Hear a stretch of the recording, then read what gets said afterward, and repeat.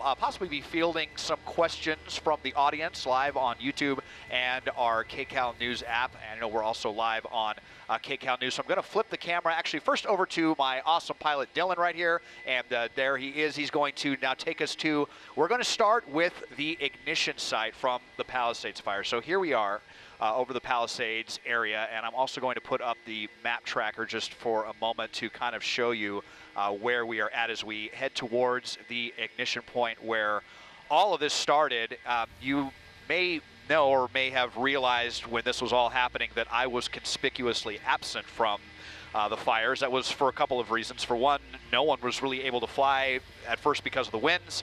President Biden was also here at the time, but I just also happened to be on a boat in the Pacific. It was extremely awkward for me watching all of my colleagues working so hard on all of this. We'll talk a little bit more about that later, but for now, over to Mike Rogers, and good evening, Mike. So here we are at where we believe all of this started here, just to the east of the Palisades Highlands. Hey, Des, yeah, good evening, and good evening, everyone watching. Yeah, that's the spot where we saw federal investigators from the ATF really looking to see if they can determine exactly what caused it. The running theory, though not confirmed yet as the investigation continues, is that a smoldering firework from days before over the New Year's holiday that was already responded to and put out may have rekindled, sparking the Palisades fire, which would forever change the landscape of the Pacific Palisades and really Los Angeles altogether. A second theory filed by a lawsuit, or revealed, I should say, by a lawsuit, claims that DWP power lines were responsible for a second ignition point hours and hours later, something that DWP claims is not accurate, saying that the power line that is in question was turned off before the time of the lawsuit says that the second ignition point started. Regardless, though, Desmond, of the ignition, you can see the damage still palpable. 3 months later, there is still so much recovery and repair to be done. Yeah, I mean, it doesn't get any easier to see all this. I mean, we've been looking at it for 3 months, and I mean, I'm not exaggerating when I say it's still really stunning when we come and we look at all the damage. So here, this is the Palisades Highland here to the west as the flames began to fan out here to the west. And we're going to take it all the way to Malibu in a bit. But first, we want to head over to the east and show Pacific Palisades proper, which, as we know, was just completely devastated. Some of these neighborhoods that look like they were involved in World War II or something. It's really just a surreal thing to see. And as I widen out as well, you know, Mike and I were just talking about how another kind of surreal thing is, you know, it's springtime, we've had all these lovely rains, and we have kind of these green blossoms coming up on the hillsides, but at the same time, it's almost like it's covering the destruction, the burn scar. It's this mixture of kind of beautiful rebirth, but also all of the burned out neighborhoods. And it's just such a, yeah, like I said, a really surreal thing to see. So now as we're coming here, this is going to be north of Sunset near the Village. And, you know, we've had reporters on the ground. We've shown you clips and bits and pieces of everything, but I feel like we needed to kind of show everyone the full scope of everything that was destroyed over the course of that week in the Palisades and in the Altadena area. And now as we zoom in on these homes, so obviously the Pacific Palisades, a reputation for wealth, but we can't, I don't think it's fair to just say that everyone that was here was an extremely wealthy multimillionaire. There were a lot of homes here that were built in the 40s, the 50s, the 60s, maybe people that had good studio jobs, generational you know, grips or cameraman or something. Yeah, absolutely. And they were able to buy, you know, a little slice of heaven, really the American dream here in the Palisades. I mean, a lot of these homes had been remodeled. I mean, no doubt these people had a lot of equity. But look, as I, again, just put up the map tracker again, almost every single home in this neighborhood. So this is north of Sunset and north of the Palisades Village area. And it's breathtaking. I mean, it's almost like, where do you begin to even start to rebuild all of this? So many lots. I mean, you're starting to see some of them have been cleared, but a lot still have not. I want to credit, it was a great quote that I saw from Vintage LA, a really great account on Twitter, X, whatever we're calling it these days, and she had said that all that's left on a lot of these properties are chimneys, and they're almost like tombstones. Yeah. The way that they just kind of are like a very eerie memorial. So this was one of the neighborhoods that saw the first devastation. And I mean, Mike, I know you were putting in some extremely long hours those days. I mean, we were talking about winds 80 to 100 miles an hour. I can't imagine what that must have been like to cover this as it was beginning to unfold. Yeah, Desmond, it was really intense. And, you know, one of the things that obviously what we do with you is when there's a fire, we launch the chopper. And one of the most concerning things to me as an assignment editor and as a journalist when we covered this is that there were no aircraft in the sky immediately kind of following the start of the fire into the evening hours because those intense winds. And I don't know that I've ever worked a fire to this magnitude where there was zero air support. And you look at it from the ground, we obviously couldn't fly because of the winds, neither could the fire departments, and you take away that such integral tool of fighting fires here in California, and you really see what is left. And we have talked to a fire chief after expert who says it doesn't matter how many fire crews you had here, it doesn't matter how many fire engines you had, no one was going to be able to get in front of this fire. Nobody was going to be able to stop the spread that it had because of the ferocious winds that were flaming these, or fueling these flames rather, through the Palisades area for days. It really wasn't even until the next day. And Desmond, I want to point out while we're doing this, one of our YouTube viewers pointed this out. You know, there are still people in the Palisades that are restricted, that can't get to this neighborhood. This neighborhood is still technically closed to the general public. So even every now and again, and you look at one right there, there's a home that is still standing. But what's left of the neighborhood? You've got one or two homes that are up, but the whole block is just decimated after all of this. And that also begs the question is, are those people back in their homes tonight? Is there still power yet in that area? What exactly is the thought process of those people? Do they want to come back to a neighborhood that is absolutely gone? Yeah, and you know, also the toxicity element. I mean, I remember in the weeks after, I mean, it just seemed like the winds would not stop. And after the fires were essentially extinguished, we had some gnarly winds, and you saw the toxic clouds that were being kicked up over the Palisades and over the Eaton Canyon area. And so I know that is still a really, really big concern. I mean, I love, if you know me, you know that I love getting out and exploring the city, the area with my dog and walking these neighborhoods, and I have walked them, and almost as like a sense of closure for myself. You know, I want to come to some of these neighborhoods and see it on the ground, but there is, you know, a really legitimate concern still of all of the toxicity as well. So we wanted to come over here to Will Rogers Park, and let's move the chopper, Dylan, just a little bit over to the kind of northeast, because this was one of the first historic tragedies, really, was Will Rogers State Park. I feel very fortunate to have come here. I never got to visit the ranch house, but here it was. This was Will Rogers' personal estate. He was a legendary figure during the golden age of Hollywood. He was actually the highest paid actor in Hollywood, believe it or not, during the golden age. He was also a widely syndicated columnist and humorist, and he was able to buy 186 acres of land. This guy was the real deal cowboy. This was a polo field right down here. He had the ranch house, he had stables, and so much of it was destroyed. This beautiful, beautiful ranch home right here that was also a museum. The only good news is that some of the park staff, this is a California state park, and they were able to get some of the artifacts out of the home when they were evacuating. And fortunately, they were also able to evacuate all of the horses that were on the property.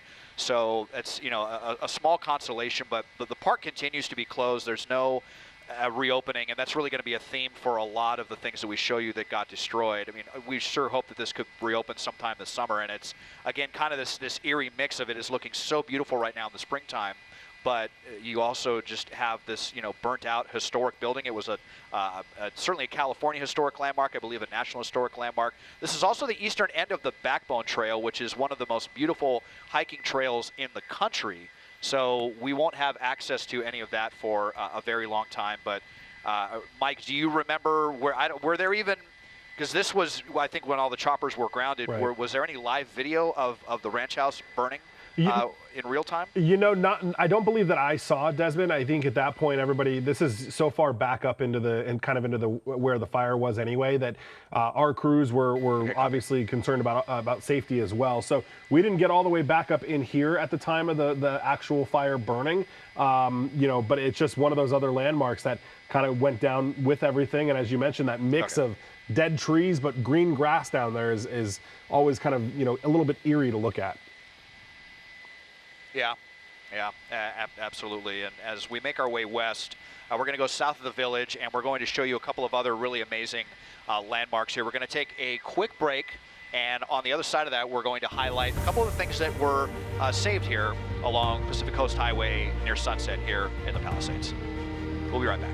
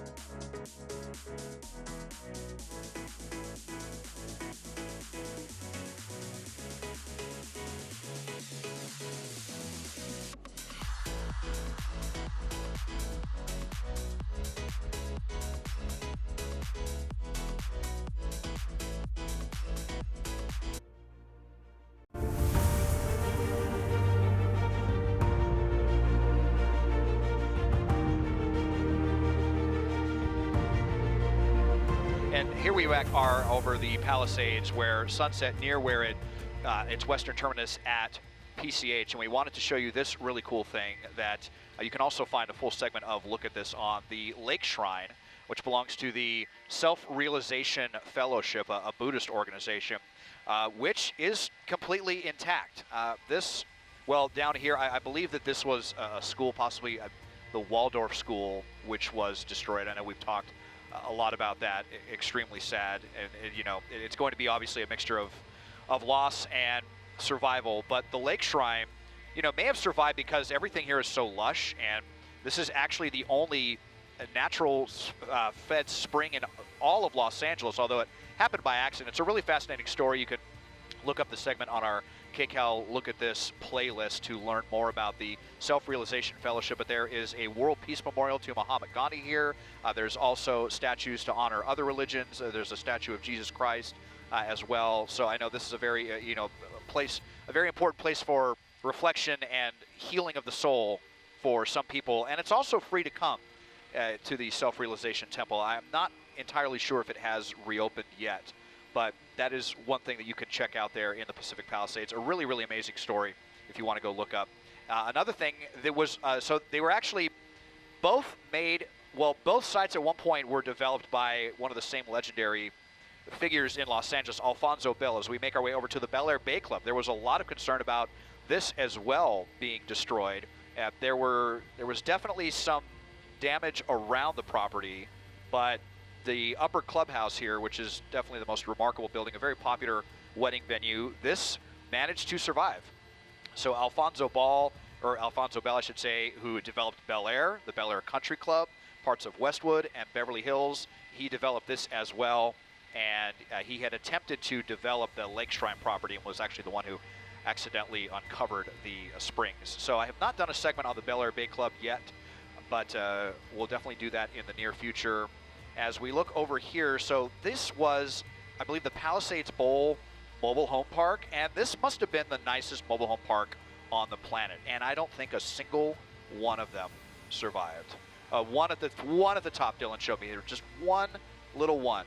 I mean, and you have to imagine, you know, whatever kind of smoke damage they may have. And, you know, you just wonder if people are going to be able to get insurance coverage now at this point, and if they'll even be able to rebuild. I know I'm kind of reminded of the Sayre fire in a big mobile home park in Sylmar that was decimated, but they were able to rebuild. And I'm sure those folks who probably, you know, can't even imagine how little they might have paid in the 1960s and 70s for a mobile home there. But we sure hope that they will be rebuilding as we're going to make our way west now over towards the remarkable Getty Villa.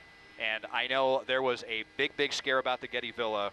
Mike, what was that like covering in real time? Yeah, so, Desmond, the night after that, so many of our reporters were going up and down PCH because it got to the point where everything was so dangerous to get any further into the hills other than PCH was really the only safe way to make sure our crews could escape. And as you know, you can see a portion of the villa from PCH, and there was a fence that was burning just underneath of the villa.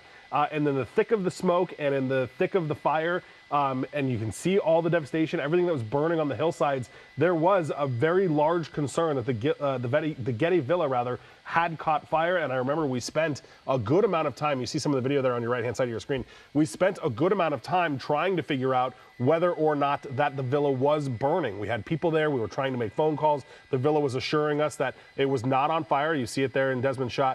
And it was a very kind of real scare. And we learned from the Getty Villa, Des, that they actually have very reinforced walls. Even if it were to fire to come right up to the building, the way that the walls are designed, the way that the building was built is to resist fire and smoke and things like that from getting in and ruining the things that are inside of the villa that are obviously so very important to our history and to everything that's in there. So we were happy to learn finally that the villa had not burned, very, very, very, very close to it. And I think as we kind of look at your shot there, you can kind of see some of the damage that came right up against it. But I can tell you, Des, our Tom Waite was down there, and there was some big concern for a time that the villa was burning.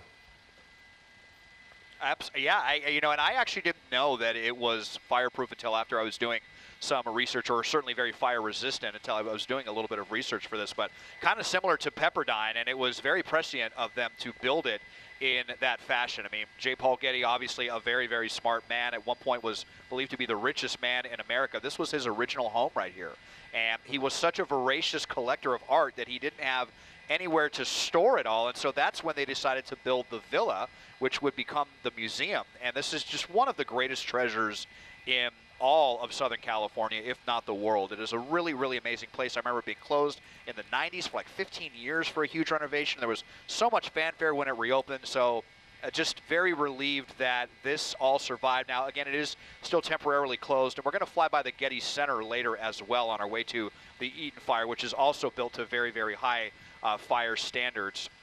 The wealthiest art institution in the world there, the Getty Center. And sadly, here's another little fact that I actually didn't realize either, that Getty himself never got to see this in person. Even though it was completed 2 years before his death, he spent the remainder of his life at an estate in the English countryside and died in his sleep at the age of 83 and left like $600 million to the Getty Trust, making it the world's wealthiest art endowment, as will kind of reset here. Dylan can just kind of go north and over here to the west, and we'll show you the area here just to the west, which was not nearly as fortunate. This is the coastline neighborhood. Some of the very best views anywhere of the Pacific Ocean. So this is the western edge of the Palisades, right by Topanga Canyon, which, by the way, is also closed right here indefinitely. As I zoom in, huge mudslides. No indication of when Topanga Canyon will be reopening. It could be a very long time. Mike, you remember that slide that we had? I think it was just last year. It was one slide, and wasn't the roadway closed for like 3 or 4 months or something just for that one event? It took them a really long time to get that back open, and because they weren't sure what kind of slide it was on the hill. And this time, though, Des, as we've pointed out, it's worse because we believe portions of the roadway actually washed out during these slides. So I'm sure that's going to take much longer. Yeah, absolutely, and I'm sure Caltrans resources are spread rather thin with all of these, all of the construction and manning the closures here along PCH, in addition to all of the other things that they do. So let us turn more to the west, and we're going to go all the way to the edge, the western edge of the Palisades fire. Although we will kind of have the sun may be a bit of an issue. We'll see if we can mitigate that. But we're going to see some of the most shocking scenes, because here we can see it where we have these homes right along Pacific Coast Highway, and Dylan, we may need to keep a little altitude here if we're able to. Look at just where the fire just jumped from one home to the next, and it was almost just like a giant hand of fire just like a line of dominoes, smashed all of these beachside homes. Some of these homes were not very big, but they're right on the water, so you had like $5 million tear-down homes right here. These were the just world famous homes here between Topanga Canyon and Las Flores, and nearly all of them were destroyed. And yeah, Des, Dylan, really quick, what was so Yeah, interesting about running. when that happened, when those fires happened, there was no fire around them, right? The hillside on the other side was not on fire. There was one house that caught fire, and in the wind, it just bounced from house to house to house to house to house. Anybody who remembers those houses before the fire knows that they were basically all touching each other. And that's really what caused them to spread the way it did. Our Tom Wade, again, was in that neighborhood, and it was really remarkable to see that there was no fire on the hillside. There was no other flames except for one house catching another house, catching another house, catching another house, which, you know, all obviously begs the question, if they're going to be rebuilt, are they going to be rebuilt the same way? Are there going to be more space between things now to help prevent this row of destruction like we're seeing right now? Yeah, a very good question. And, you know, these homes were not only under threat from fire, but, you know, mudslides have historically been a problem as well. I remember being a kid and watching, there was in an El Nino year one year after some fires when a lot of homes got taken out from mudslides. So I can't even imagine what the insurance premiums are going to look like. This is a Pena Road just to the west here of Topanga Canyon. Just a lot more destruction, but we're going to take another quick break, and next we're going to do a flyby of Big Rock, Moon Shadows, and the western edge of the Palisades fire before we continue to the fire. We'll be right back.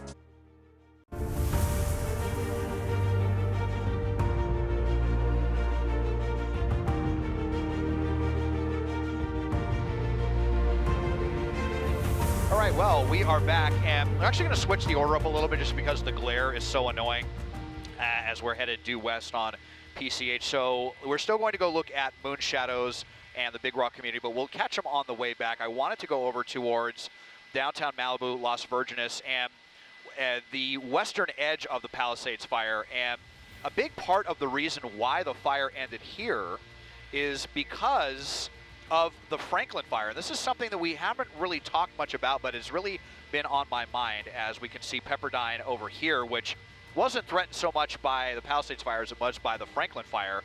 But like Mike was saying earlier, just how important being up to snuff as far as, you know, durability against fires. Pepperdine is renowned for that, as we learned during the Franklin fire, that they actually tell people to shelter in place because their campus is so fortified against fire. And it was also a relief that HRL Laboratories, some of the most important scientific research facilities in the world right here, where the laser was developed, this was also under threat. But the reason I want to mention the Franklin fire, which now you can not even really see the burn scar of that fire, but maybe I can just kind of draw it up on the screen. It was all kind of up in this area.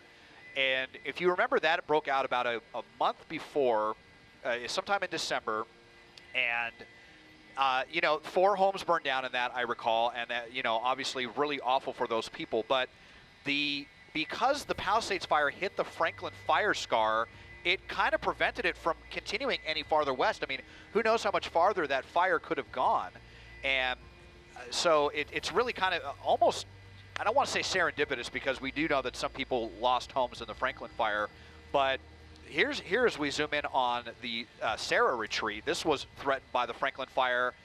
It survived that, and because it survived that, I think it probably survived the Palisades fire as well. It could have ended up being just completely overrun by flames. So, yeah, I mean, we were pretty busy with fires, Mike, even before we were covering the Palisades and the Eaton fire. Yeah, I remember the Franklin fire broke out, you know, it was in the 11 o'clock hour, Des. You were coming up from Orange County. I think we were going over a chase or something like that.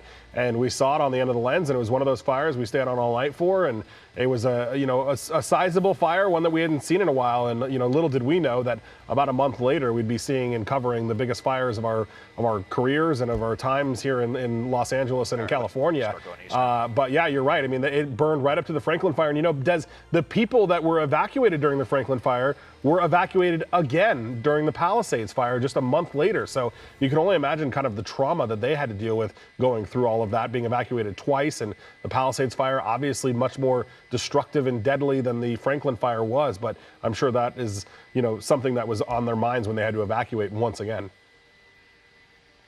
Yeah, I really can't even imagine going through that. And now, I mean, it just, how are you going to handle, you know, when the next time when the Santa Ana winds blow up, or, you know, like the way that they did.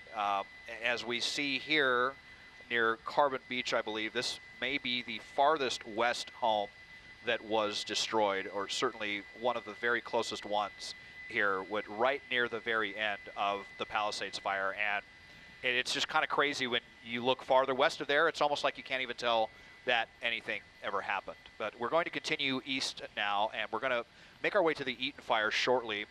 But we're going to be coming up on Dukes right here. I believe that is it right down in there at Las Flores. And it survived. That's the good news. But the bad news is they had a lot of issues with the rains that came not long after the fire, right, Mike? Yeah, they did. Yeah, they got some smoke damage during the Palisades fire, and we checked on them a couple of times because, again, there were some pretty close calls with them as well, worried that they were on fire. But no, it was just the mud damage that came after the rainstorms. You know, I just had a chance to speak with kind of the regional manager of Dukes, I think it was last week or the week before, when we were talking about this, because they actually had to file a notice with the state of California saying that they had to lay off all of their employers, or just about all of them, 127 of them, I believe, or at least over 100, because they weren't sure when they were going to be reopened. They haven't reopened since the fires of January 7th. They hope, they tell me, to be reopened by this summer, and they hope that they'll be able to rehire the 100+ staff that they had to lay off as a result of it. But Dukes is such a staple in Malibu, and it's just very unfortunate to know that they survived the fire only to get heavily, heavily damaged by all the mud that came through. Yeah, and it's another one of those kind of quintessential coastal California experiences. There's 3 in California, 3 in Hawaii. I've been to the one in Oahu, a very, very memorable time there. And, you know, I mean, any of these places you can come along PCH. I mean, you know, this is what live here, right? That's what we always say anyway. We put up with the traffic and the high cost of living to come and get some of these experiences. And so to see this is just, yeah, I mean, the building survived, but hopefully they will be able to reopen. But the one that did not survive, and I've got to find the exact structure here, is Moon Shadows, which was a real tragedy and had actually been tragic on several levels even before the fire, because the owner of the restaurant died only a couple of years ago in a crash with his teenage son on Mulholland Drive in a vintage Mustang. It was very, very sad for the community, and now his beloved restaurant has burned down as well. Let's see if it's on my point of interest thing right here. Well, it's right by Big Rock, I know that. And here's Big Rock Drive. It's just to the west, so it's going to be one of these buildings right down in here. But it was another one of those incredible, this might be it right down here, those amazing, it's just nothing, absolutely nothing left of this. I mean, it looks like the ocean has probably washed away whatever was left. I mean, it was bunched together with a lot of other homes, but it just so insane to see that completely vanished from existence. They had a really heartfelt message. Dylan, we can continue to fly east, but I saw on their website. All right, we'll reestablish with Desmond there just a second. Happens when they make those turns. There we are. We're back, Des. Oh, okay. So I just wanted to, as we make our way east, and we're going to go fly by the Getty Center on our way to the Eaton Fire, this message that I saw on the website from Moon Shadows that says, rising from the ashes together, we are heartbroken to share that Moon Shadows Malibu, our beloved oceanfront home for nearly 40 years, was tragically lost in the Palisades fire on January 8th, 2024. While the flames took our walls, they can never take the memories, laughter, and love shared within them. Our incredible employees, our family, now face an uncertain future. They've been the heart and soul of every unforgettable experience at Moon Shadows, and now they need your help. And they do have a GoFundMe, moonshadowsmalibu.com, if you want to visit their website. There will be, a lot of GoFundMes, obviously, but if that is one that you're interested in, if you have some special memories there from Moon Shadows, sadly, I never got to visit it myself. I had just done a look at this segment on it only, I think, a month or so before it was decimated. So, but there you go, moonshadowsmalibu.com for more on that. And as we fly back over the villa, so we saw the western flank of the fire. We're going to also, on the way to the Eaton Fire, go by the eastern flank and Mandeville Canyon. We'll slow down as we pass by that celebrity enclave where there was a lot of threat from the fire. And Mike, I remember at its height, the fire actually began to encroach into the San Fernando Valley. Is that right? It did, yeah. So north on the north end of the fire, Encino was actually under evacuation for a period of time, actually mandatory evacuations. And Desmond, Mandeville Canyon was something that I was particularly concerned about in the days after the start of the Palisades fire. And, I want to talk about really quick something you mentioned in that Moon Shadow statement, that the Moon Shadows burned down January 8th. It is not a very usual event that we have fires that are so destructive day after day after day, right? When we cover fires, it is usually several hours of destruction, a full day of destruction. What was very so sad and, devastating about both the Palisades and the Eaton fires was it was multiple days of devastating destruction that was happening in these fires. And you talk about Mandeville Canyon, Desmond, really concerned because of the way that canyon goes. There is not a lot of space there between where they've got those houses right at the base of the canyon. And that was finally when we were able to get aircraft back in the air. So we were watching very, very closely as those aircraft were doing everything they could to keep that fire from running down the hill and getting into some of those homes. We know a couple of them were damaged in the fire there when it came down. But to your point, Desmond, all the way north into Encino. I remember that night that happened because there's a hospital right on Ventura Boulevard that was preparing to evacuate. And when you think about where it started in the Pacific Palisades area and the run that it made through the Santa Monica mountain range, almost into the San Fernando Valley, to the point where they were getting ready to evacuate a hospital at Encino on Ventura Boulevard. That was really wild. It's crazy too, because the fire was essentially burning against the wind. The wind was trying to carry it the other direction. And I guess that just speaks to how hot the fire was and how dry all of the fuel was as well. Now, I'm not sure if you remember, I know Mandeville Canyon definitely got a big scare on this one, but did any homes actually burn in Mandeville Canyon? I do believe that there was one or two. I think there was a couple that were kind of not right on Mandeville Canyon, but maybe a little, pushed back or tucked away a little bit more, that I believe did burn, because that was that Saturday morning. And we had crews that were up on these, kind of hillsides right here looking down. And there were, I remember there were one or two homes that burned in Mandeville Canyon. Not as bad as I was concerned about, because luckily they had so many aircraft. You remember, Des, I think you flew over or were close to Camarillo when you got back. The sheer air support that they had operating out of Camarillo Airport, something CAL FIRE told me was the first time that CAL FIRE themselves have ever operated a 24/7 base was during the Eaton and Palisades fires. Yeah, like a dozen or so helicopters that were there. It was, nice to see all those resources from all over the place. But really insane stuff as we fly by the Getty Center, which also had kind of a glancing blow, just some of the, a little bit of the landscaping burned, but the structure itself also very fire resistant. And it reopened at the end of January. They hosted a really big fundraiser for LA artists, which is very, very cool. And as we are now going to make our way to the Eaton Fire, right before we go to a break, I wanted to mention as well that I'm not sure if you saw, Mike, just a couple of days ago that the Getty Trust announced that they're taking out $500 million in bonds to shore up their 2 campuses to make them even more resistant to fires and natural disasters. So a lot of work going to be happening both to the Getty Center and the Getty Villa as we fly by Bel Air on our way to the Eaton Fire. Yeah, that's incredible. And with that, go ahead, Des. Yeah, go ahead, Mike. You take it away and you send us to break. Yeah, no, I was just going to mention it's incredible that they're trying to do some of that stuff and how resilient, our community came after that, Des. And yeah, as we get over to the Eaton Fire, we will take that quick break. We'll be right back.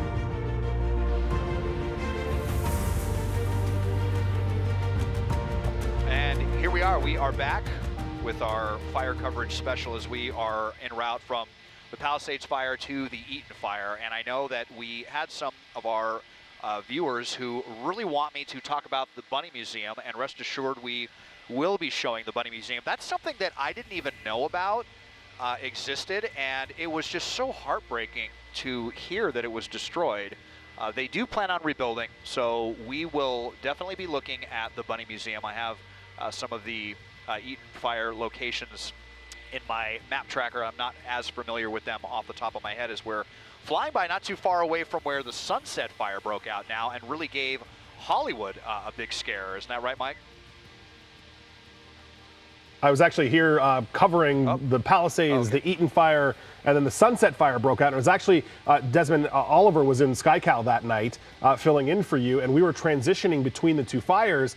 And I look at his shot and I said, Oliver, what is that? And he said, it's a fire that broke out. We found the fire before the LAFD did, before anybody had called it in, and we were getting to the scene just as I was about to phone it in. Our pilot, and I think it was actually Dylan, it was either Dylan or I think Chris, actually got on the radio on the common frequency 02 and alerted, there's Dylan, and alerted the LAFD helicopter that was over at the Palisades Fire that a new fire was happening over in the Hollywood Hills area. And that did scare a lot of people because that is so populated, and so many people had already seen what had happened in the Palisades Fire and how quickly that fire ran through the town and through the neighborhood there that they were so concerned. I actually had to go, I was just on the border of the evacuation warning area, had to go and just make sure things were okay at home. So many other people, our colleague Chris Holmstrom, he also had to evacuate. He was just right at the base of Runyon Canyon there. So that gave people a scare. Luckily, they were able to get that under control, as you see the Griffith Observatory right there. Des, I wanted to just real quick, if we can, talk about a couple people, one comment in particular on YouTube. Somebody asked,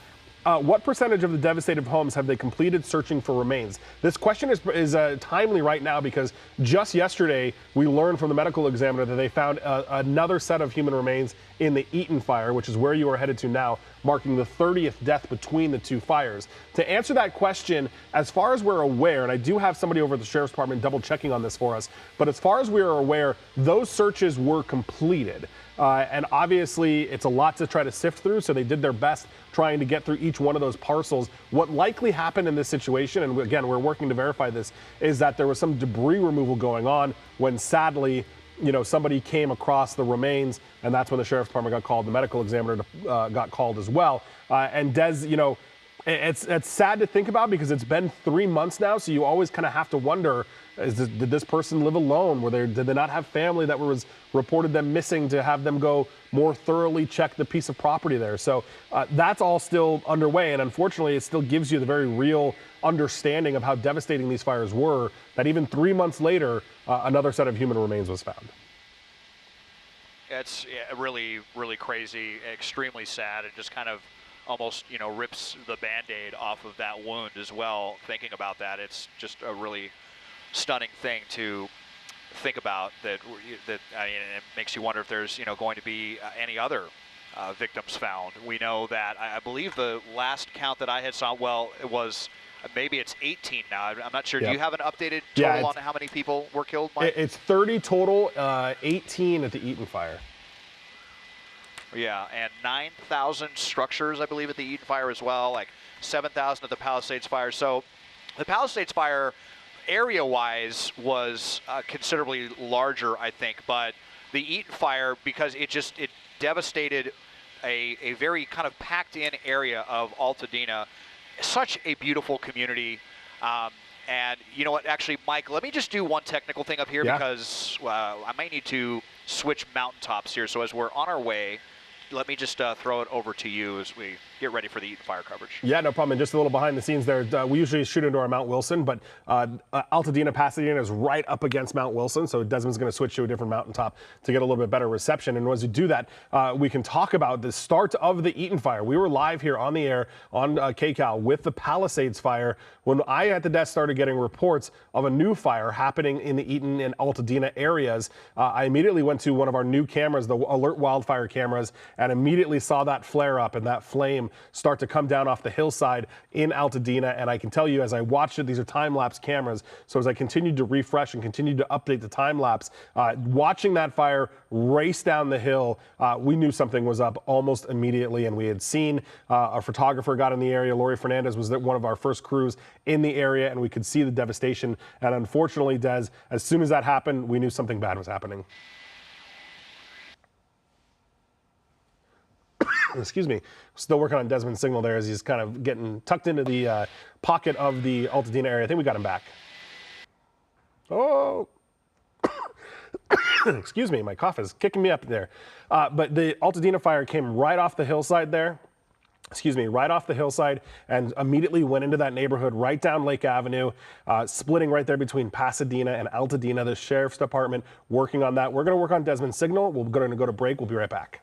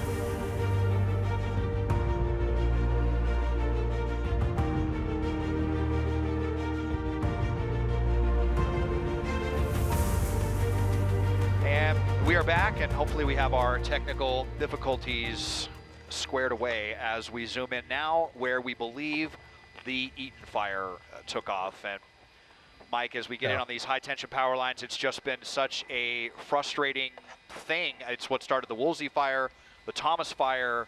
So many of the biggest fires in California history started by these power lines, and we know that they had the fire off on the west side of Eaton Canyon, but not on the east side. And you just tell me what you were going through here as we were now being basically flanked by two horrible fires at the same time. Yeah, Des, we saw that, as I was mentioning before the break. We saw those on the Alert California wildfire cameras. That's where that fire started, and we saw it come down. Now, there's no argument, rather, where the fire started, but it's how the fire started. As we look at these high-tension power lines, what's very interesting is you see the two towers in the front of your shot, and then you see that small tower in the back. The working theory, or the allegations in several lawsuits, and something Southern California Edison is looking into, is that small tower in the back, that hasn't been energized in decades. Since the 1970s is the last time that actually carried power. There is a theory that somewhere down the line, further to the west, that there was conduction that caused that power line to be energized, which then had signs of arcing. The right side of your screen, you're looking at video from Ring doorbells and from cell phone videos of that fire starting. You see those high-tension power lines. Southern California Edison says they're looking into it. They're basically, at this point, saying they're only responding to all these lawsuits through the legal process. The County of Los Angeles, the biggest player in this, to sue Southern California Edison over their alleged involvement in the start of the Eaton fire. Des, we have to point out both Palisades and the Eaton, the ATF, the federal investigators, fire departments have not officially listed the cause or laid responsibility on Southern California Edison, but certainly multiple lawsuits have. Yeah, we'll just have to see how all of that plays out as we show you the burn scar here that fanned over towards Sierra Madre and definitely did some damage over there and threatened Mount Wilson. Once again, this was under threat during fires in 2020. It was the Bobcat fire, I believe, that nearly threatened Wilson, and things got very, very close there again. Fortunately, everything ended up being okay there, but now as we go over to where really your heart just sinks as we get now down into Altadena, and it's like the Palisades, arguably even worse. More structures were destroyed here, and it's incredibly sad too because, Altadena, while certainly more of an upside, look, let's be honest, nothing is cheap in Southern California anymore, but Altadena was much more attainable. It was much more middle class than the Palisades was, in general. And you hear about the stories, the history of Altadena, and how, especially in the 1960s, the black population increased here so much. The people of color had a very strong foothold here because this was one of the few areas where they were allowed to buy property, one of the areas that were not subject to redlining. And then in the 1960s, when the 210 freeway was built, a lot of them moved farther to the east away from kind of the Arroyo Seco over to this area after the freeway was developed, and developed really strong multi-generational bonds. And we'll put up the map tracker here and show you, so up at the top of Lake Avenue and Marengo. And let me just kind of, we are starting to get a little bit dark here, but just really, you could tell that these were definitely a lot of working class people. These were really hardworking people with blue collar jobs that had a lot of these homes, and it's just home after home after home, and just showing you, like I say, it doesn't get any easier to see this even 3 months on. Like, a war zone is what you always hear, but I think of Dresden during World War II and the images that we saw in history books. And now I know there's a lot of concern. We were just doing a story last week about some of the pools that are here becoming breeding grounds for mosquitoes, and that could just end up being kind of a whole other thing. And it's like, where do you begin as you look at these neighborhoods completely decimated by the fires? Let's take a look at the Andrew McNally house. I should have it up here in my map system. Go ahead, Mike. Just as while you're looking at it, one thing that I've noticed, Eaton fire compared to the Palisades fire, it looks to me like the debris removal process is moving along a little quicker over here. I feel like I see more lots that are cleared here than I did over at the Palisades fire. Maybe it's just anecdotally, but it does seem like the clean out process has moved slightly quicker? What do you think? Yeah, I think I would agree with that, and you know, I'm not sure why exactly that would be, but you are seeing, I mean, a lot of lots completely cleared here. Yeah. In less than 3 months' time. It's pretty remarkable. I mean, we still have, you know, I'm from Ventura County. After the Thomas fire, I mean, there were still, you know, lots there with rubble on them for many months after. So they are moving quickly here. And I wanted to mention the Altadena not for sale movement, because this is something that I read about, and I know a lot of the residents here are very determined. Kind of reminds me of what's happening in Lahaina, just, you know, that really strong sense of community that they really want to keep intact. They want to try to fend off real estate developers and speculators as much as possible, trying to convince their neighbors, their community members not to sell. Let's rebuild. Let's, you know, continue the spirit that has been here in Altadena for, you know, coming up on 100 years. So you may see when you're driving in this area, I know that there's bumper stickers going around of the Altadena not for sale. So, you know, if you see them, you know that, you know, those are the real deal residents there. As we now zoom in here, I'm very sad that I never got to do a look at this segment on the Andrew McNally house. So it is McNally, if you've heard of Rand McNally, the map company, it was the co-founder of that company, and he built the home here in 1887. It was one of the most amazing homes that was here, and this guy was so wealthy that at one point, before this was all subdivided into, it was much larger back then, much larger spread. He had his own private railroad spur from the main line in Altadena so that he could store his own private rail car, which is like, how baller is that? I just feel like that is really an amazing thing. And he had an aviary and all kinds of stuff, and it was privately owned. It was sold for $3 million back in 2021. It was a popular filming a destination as well. The HBO series Hacks was the very last thing that was filmed here, but it was also very popular during the silent film era. And so this is a major loss, a home from 1887 that burned down. Very sad that I never got to see it fully intact, but you can find some really amazing pictures online. So now, though, I want to get to the Bunny Museum. I believe I have it up here. Just give me a second to find it. It's on Lake Avenue, 2605 Lake. Des, while you're looking for it, I got to say the Bunny Museum is not something that I knew about prior to the fires. And you talk about community. That is one of the things that we had so many people writing in about during the fire and immediately following it. What happened to the Bunny Museum? Is the Bunny Museum okay? And, you know, one of our executive producers kind of lives in this area and knows the Bunny Museum. And I was like, what is the Bunny Museum? Yeah, I know. I never knew about it either. And gosh, I really hope that they're able to rebuild. So apparently they called it the hoppiest place on earth. I mean, how cute is that? It was founded in 1999 by husband and wife Candace Frazee and Steve Lubansky. And it wasn't originally here, but they moved it to this building in 2017. And the LA Times says that the museum held more than 40,000 rabbit-related items across 16 galleries and 7,000 square feet of space. And it actually had the Guinness World Record of the largest collection of rabbit-related items.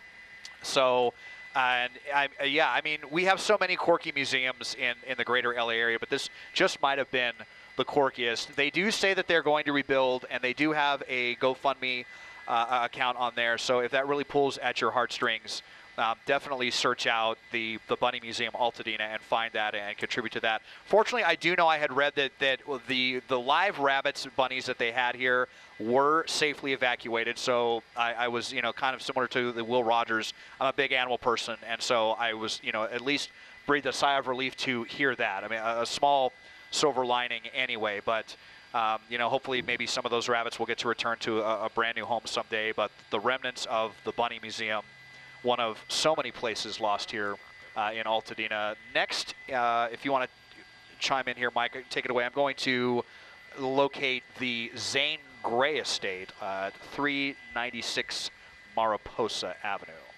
Yeah, it does. You know, looking at your video here from SKYCAL, it's really remarkable. Life goes on, right? It's a different life, but you know, you're looking at the Bunny Museum, you see cars parked in the parking lot, and People still have to move forward after this, no matter how tough it is. Des, they asked, we're going to go to break one more time, and we'll be right back after this in Altadena. 3 months later, the LA fires from above. We'll be right back.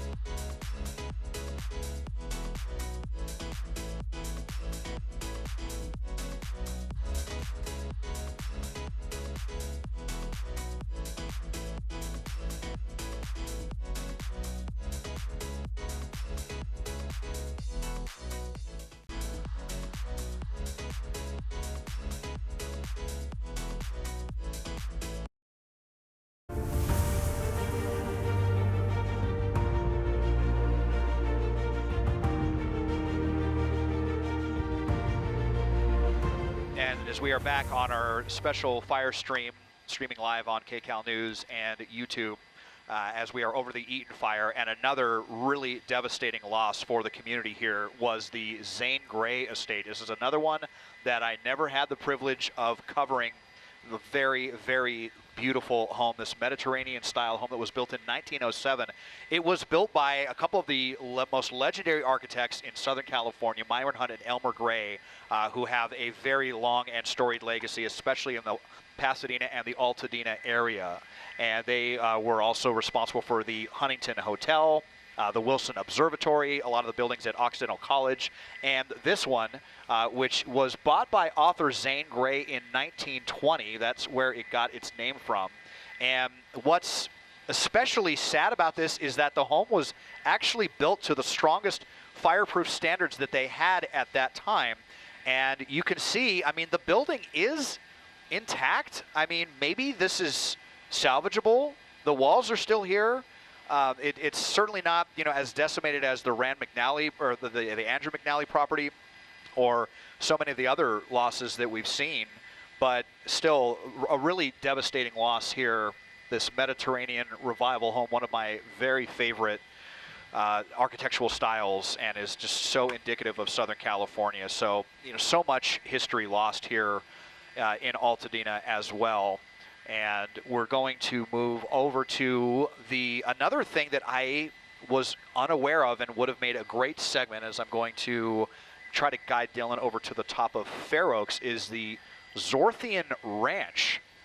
So it's going to be a little bit to the west. There's Lake Avenue, as we'll come over here. And you can see the burn scar here, how it just raced along these foothills. And we saw that social media video of the couple that had stepped out with the 80-mile-an-hour winds, and they knew what they were in for when they saw the fire up on this hillside when it was about to sweep through Altadena. Let's find our way over to the top of Lincoln. That's too far. I think Fair Oaks is going to be right down in here. So, yep, there we go. So right up at the very top, and hopefully we'll be able to see this. So the Zorthian Ranch, something I just learned about recently. It was actually, here's the property down in here. So the origins, and again, unfortunately, a huge loss. Apparently a couple of the original homes are still standing, but the community center and their historical archives were destroyed. It was built by the Zorthian family, who made it to the U.S.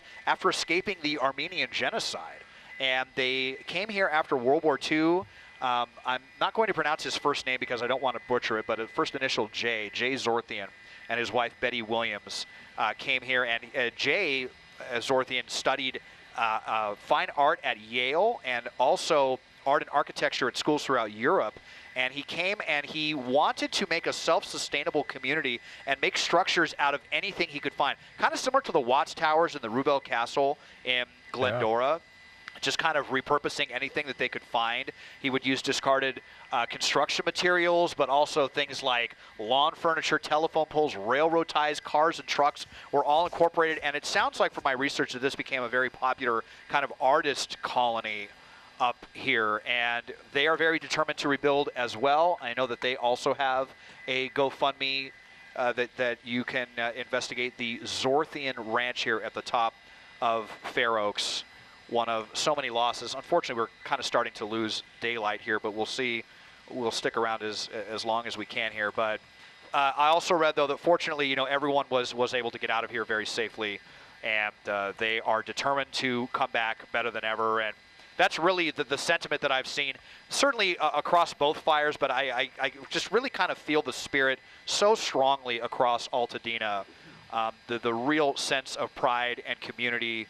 I know we had heard that, in the Palisades, within like a couple of weeks, there was a lot or two that was like already listed for sale. Yeah. Didn't it sell for like $1 million or something, Mike? I don't know if you've heard about any of that going on here. Not necessarily in Altadena, though I believe it has happened, but in Palisades, I did speak with the realtor who said, look, and you can't blame the people either. This woman, she was an older woman. She just didn't want to go through the years of struggle and heartache of rebuilding, and she pretty quickly decided that she just kind of wanted to sell the house. And, Des, you talk about the community spirit and character in Altadena, and it's very true and it's very strong, but I would ask you if you agree. I think across the region, there was such a shift after the fires. It just generally kind of seems like people are a bit nicer to each other these days. There's something about that this tragedy that kind of pulled people together a little bit more, or at least that's something that I have felt in the community a little bit. I know it's true in the Altadena and Palisades area in particular, but it just seems like after that, the whole city just really kind of came together for each other for a little while.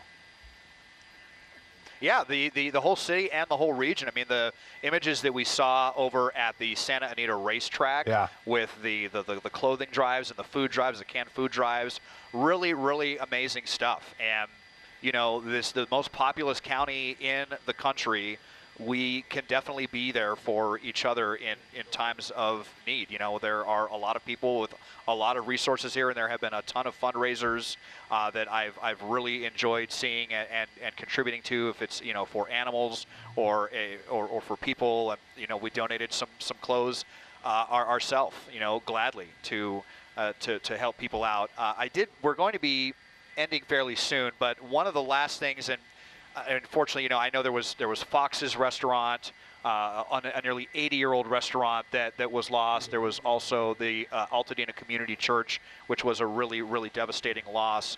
But I did want to end on kind of a higher note, and that is Christmas Tree Lane, because it survived, and I was very, very relieved to learn that. Fortunately, it is getting pretty dark here, and I know that a few of the homes did burn, but you can see the gorgeous deodar trees, the oldest outdoor community display in the world, it's believed. That's what the association says.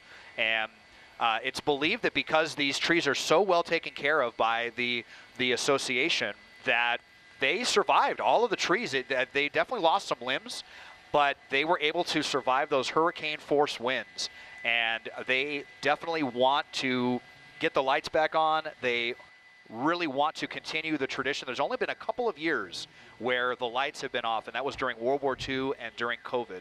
And so I really, really hope it would be such an amazing thing for Altadena, just such a great moral victory if they were able to turn the lights back on here, a Christmas Tree Lane this coming year.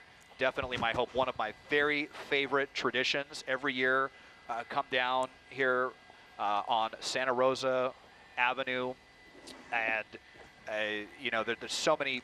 Unfortunately, now you can see the lane survived. Not all the homes did. There were definitely some losses here, some heavy property losses, and as we can see, the patrols that continue from LA County Sheriff's deputies as well, making sure that there's no looting or anything nefarious going on in these neighborhoods. But one thing, despite all the loss that we've seen, one, like I said, I was just so relieved, at least Christmas Tree Lane and these gorgeous trees, and I really hope that that will continue. So as we're going to start to head back to base now, Mike, just any kind of closing thoughts? I mean, for you, as you were covering these fires, it was just incredible watching you on the cruise ship on CBSN. Yeah, no, thanks, Des. I mean, look, this was a very trying time for our community. It was hard as a journalist to cover it. It was hard to be here for those, umpteen hours every day. We were here on the air, 62 and a half hours straight. We were on the air trying to provide that information. And as challenging as that was for us here in the station, for our reporters in the field, it pales in comparison to what the people who have lost everything dealt with January 7th, 8th, 9th, and what they'll continue to deal with and what their new reality is. And I just want to take this opportunity to tell the people that dealt with that we'll be here for you. We'll be here with you as we rebuild Southern California, and we're dedicated to being here with you through that process. That's why we do things like this. That's why we have our 4:30 half-hour special on Friday nights. And I want to take this opportunity, if there's anything related to the fires that you need help getting an answer to, you need help getting through a particularly difficult red tape, something that doesn't seem fair to you, something that seems off, like we talked about with the fake boutiques, KCalNews.com/tips. That comes right to my computer here, and we'll look into those things for you, and we'll do our best to try to get answers for you or to hold people accountable if things aren't going right. This is not something that's a one and done for us. We will be here for years as it takes our community to rebuild, Desmond. I know you'll be here, and we want to continue to do things like this because we're all in this community together, and we want to make sure that we use the power that we have as journalists to help everyone get through this. Yeah, absolutely, Mike. Very well said. And I just kind of wanted to say, when this was all breaking out, I was shoving offshore I usually take the first week of the year off, and I couldn't believe the forecast when we were leaving port when on the weather app it was saying 100-mile-an-hour winds. I just couldn't believe it. There was one person on social media that was forecasting it the week before, and I thought, there's no way we're going to have winds that strong. And my jaw dropped when we were leaving the port of Long Beach and heard that was going to happen the next day. And I just wondered, is LA going to be able to get through this? And it was just a surreal thing being on a cruise ship, and honestly, a very bittersweet vacation. Just honestly felt kind of guilty not being there for LA at that time. I just can't believe that the timing of that. And then when I came back the first day that there was no smoke. It was I was expecting to come back, and it was almost like it wasn't real, like it didn't happen. And so as I'm driving up the 405 and expecting to see this big plume of smoke, and the skies were completely clear, the wind had blown all the smoke out, and then I came back that day that we debarked the ship, and I came back and flew that night and got my first look at it. And yeah, the worst tragedy that I've certainly covered of my career, and I just hope that these new 100-mile-an-hour winds are not going to be the new normal in this era of climate change. We had said that the Woolsey fire and the Thomas fire were the worst of our careers, and sadly we have a new worst ever with the Eaton fire and the Palisades fire. But as Mike said, we will be there every step of the way. You'll want to follow our SoCal Rebuilds series. It's going to take a very long time, but SoCal will be united, and we will pull through. So thank you so much to everyone for joining us on this fire streaming special, 3 months on the Palisades and Eaton fire. Appreciate everyone tuning in, and we will talk to you on KCal News at 8. Thanks for watching.